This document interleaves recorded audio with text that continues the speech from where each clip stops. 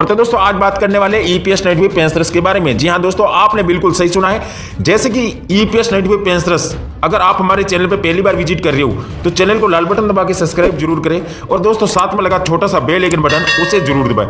दोस्तों इससे क्या होगा, जो भी आने वाली नई नई वीडियो की जानकारी आपको बिना किसी रुकावट से मिलती रहेगी। दोस्तों अपडेट लगेगी EPS native pensioners news. Diwali में नहीं हुई पेंशन में बढ़ोतरी तो पेंशन धारकों ने उठाया बड़ा कदम। 65 लाख ईपीएस नेटिव पेंशनर्स के लिए राष्ट्रीय संघर्ष समिति ने दी जरूरी जानकारी। आपको बता दूं, देश के 65 लाख ईपीएस पेंशनर्स की मांगें मंजूर करवाने के लिए राष्ट्रीय संघर्ष समिति द्वारा लगातार प्रयास किया जा रहे हैं। राष्ट्रीय संघर्ष समिति द्वारा ईपीएस नेटिव पेंशनर्स को न्यूनतम पेंशन 7,500 समेत महंगाई भत्ते जोड़े जाने के साथ चिकित्सा सुविधा माननीय उच्चतम न्यायालय के आदेश अनुसार उच्च वेतन पर पेंशन के भुगतान की मांग की जा रही है। जैसे कि दोस्तों आप जानते हैं, सभी ईपीएस नेटिव पेंशन धारकों को अवगत है कि कई खबरें पिछले दिनों निकल कर आई थी कि जिसमें पेंशन बढ़ोतरी दिवाली में हो सकती है, पर ऐसा नहीं हुआ है। इसी को देखते हुए राष्ट्रीय संघर्ष समिति उत्तर प्रदेश की ओर से मासिक बैठक को शुरू कर दिया गया है। इसकी जानकारी माननीय श्री प्रदीप श्रीवास्तव जी द्वारा दी गई है और माननीय जो श्री प्रदीप श्रीवास्तव जी द्वारा बताया गया है कि सभी को सूचित करना है कि उत्तर प्रदेश के सभी मंडलों में मासिक बैठक शुरू कर दिया गया है और सभी से निवेदन है कि सभी मंडल के जिले के सदस्य ज्यादा से ज्यादा संख्या में भाग लेकर आगे होने वाले आंदोलन की रूपरेखा तैयार करें। अगर हमारी मांगों को पूरा सरकार उचित निर्णय नहीं लेती है तो आंदोलन की तरफ जाना ही पड़ेगा। माननीय श्री प्रदीप श्रीवास्तव जी ने आगे होने वाली बैठक के बारे में जानकारी दी, जिसमें दिनांक 18 नवंबर 2020 को आजमगढ़ मंडल की बैठक 11 बजे आजमगढ़ बस स्टैंड पर होना निश्चित है। उसके बाद दिनांक 19 नवंबर 2020 को बरेली मंडल की बैठक पुराने बस स्टैंड पर 12 बजे होना तय हुआ है। साथ ही लखनऊ मंडल की मासिक बैठक दिनांक 22 नवंबर 2020 दिन रविवार को 11 बजे चारबाग बस स्टैंड पर रोडवेज परिषद कार्यालय द्वितीय तल में होने वाली है। इसी के अलावा गोरखपुर मंडल की बैठक की दिनांक जगह निश्चित पर कर गोरखपुर टीम सूचित जल्द ही किया जाएगा, ऐसा उनके द्वारा बताया गया है। इन आगे होने वाली बैठकों को संबंधित क्षेत्र के लिए सभी ईपीएस पेंशन धारक अपनी सुरक्षा को ध्यान में रखकर ज्यादा से ज्यादा संख्या में शामिल होने के आग्रह किया गया है। पेंशनर्स दे ध्यान, घर आकर पोस्टमैन देगा जीवन प्रमाण पत्र, सिर्फ इतने रुपये आएगा खर्च। दोस्तों आपको बता दूं, पेंशन कर्मचारी भविष्य निधि के सदस्यों ने लिए शेयरदित के बाद पेंशन आयु का एक महत्वपूर्ण स्रोत होता है। यह जीवन के इस पड़ाव में आर्थिक जरूरतों को पूरा कर आपात स्थिति भी मदद प्रदान करती है। पेंशन नियमित मिलती रहे, इसके लिए पेंशन प्रमाण पत्र उपलब्ध कराना जरूरी है। कोरोना काल में पेंशनर्स घर से बाहर निकलने को मजबूर ना हो, इसके लिए वे घर बैठे जीवन प्रमाण पत्र की सेवा प्राप्त कर सकते हैं। बस सिर्फ इंडिया पोस्ट पेमेंट बैंक की सेवा का आवेदन करना होगा, फिर पोस्टमैन आपके घर आकर बायोमेट्रिक के माध्यम से जीवन प्रमाण पत्र तैयार कर देगा।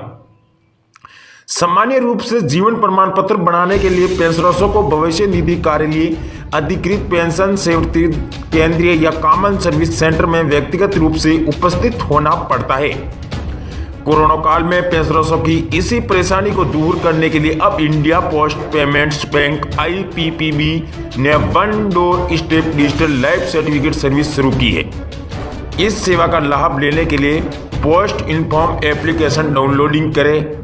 आपको बता दूं दोस्तों, मैंने अपने डिस्क्रिप्शन में लिंक दे दिया हूं, आप वहां से अपलोड कर सकते हैं। पता एवं विवरण भरें। इस सेवा के तहत आपको करीब पोस्ट ऑफिस का पोस्टमैन संबंधित पेंशनर्स के घर आते हैं और आधार बेस्ड बायोमेट्रिक फिंगरप्रिंट स्कैनर के माध्यम से जीवन प्रमाण पत्र की प्रक्रिया पूरी की जाती है। जैसे ही पेंशनर्स स्कैनिंग मशीन के जरिए जीवन प्रमाण के लिए अधिकृत करता है, उसकी आईडी मोबाइल नंबर पर आ जाती है। साथ ही पेंशनर्स के प्रमाण पत्र की जानकारी पेंशन डिपार्टमेंट के साथ ऑटो अपलोड हो जाती है। इसके लिए महज 30-70 रुपये का ही भुगतान करना होगा। तो दोस्तों ईपीएफओ के क्षेत्रीय भविष्य आयुक्त मनोज कुमार यादव ने बताया है कि सेवा का मकसद जीवन प्रमाण पत्र की पूरी प्रक्रिया को पेंशन भोगियों के लिए सुविधाजनक व आसान बनाना है। इस सेवा का लाभ लेने के लिए पेंशनर्स के पास पेंशन पट्टा संख्या, order, PPO, Aadhaar number, bank account detail, pension disbursing department और मोबाइल नंबर होना जरूरी है। पेंशनर्स ये भी ध्यान दें कि कर्मचारी पेंशन योजना 1995 के तहत जीवन प्रमाण पत्र डिजिटल जीवन प्रमाण पत्र की प्रस्तुति में अब नवंबर में ही जीवन प्रमाण पत्र प्रस्तुत करने के स्थान पर उसी महीने प्रमाण पत्र देना होगा जिस माह पूर्व में दिया गया है। उदाहरण के लिए यदि किसी पेंशनर्स ने अपना जीवन प्रमाण पत्र डीएनसी फरवरी 2020 में दिया था तो उनका जीवन प्रमाण पत्र 31 जनवरी 2020 तक वैध होगा और उन्हें फरवरी 2021 में जीवन प्रमाण पत्र बनवाना होगा। ईपीएफओ पेंशन भोगियों को लाइव प्रमाण पत्र जमा कराने के दिए कई विकल्प होगी सुविधा। आपको बता दें दोस्तों, कर्मचारी भविष्य निधि संगठन ईपीएफओ ने 67 लाख से अधिक पेंशन भोगियों को डिजिटल लाइव प्रमाण पत्र जमा कराने के कई विकल्प उपलब्ध कराए हैं। इससे उन्हें सामाजिक सुरक्षा लाभ फायदा उठाते रहने में मदद मिलेगी। श्रम मंत्रालय ने कहा है कि सभी पेंशन भोगियों को कर्मचारी पेंशन योजना 1995 ईपीएस 95 के तहत पेंशन भुगतान के लिए जीवन प्रमाण पत्र या डिजिटल जीवन प्रमाण पत्र जमा कराना अनिवार्य होता है। मंत्रालय ने एक बयान में कहा है कि कोविड-19 के मौजूदा हालत में ईपीएस 95 के पेंशन भोगियों को डिजिटल जीवन प्रमाण पत्र जमा कराने के लिए कई विकल्प उपलब्ध कराए हैं।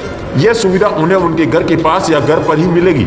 जीवन प्रमाण पत्र को इन सभी प्रकार या एजेंसियों के माध्यम से जमा कराया जा सकता है और यह उतना ही मान्य होगा ईपीएफओ के 135 क्षेत्रीय कार्यालय और 117 जिले कार्यालय के अलावा ईपीएस 95 पेंशन भोगी उनके पेंशन देने वाले बैंक और नजदीक के डाकघरों में डिजिटल जीवन प्रमाण पत्र को जमा करा सकते हैं।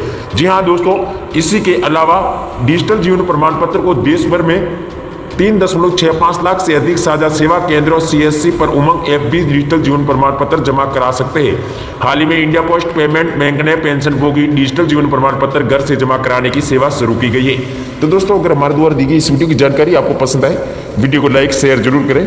दोस्तों, आपका एक शेयर करने से किसी का भला हो जाए। इसी के साथ जय हिंद जय भारत। आपका दिन बहुत बहुत शुभ रहे।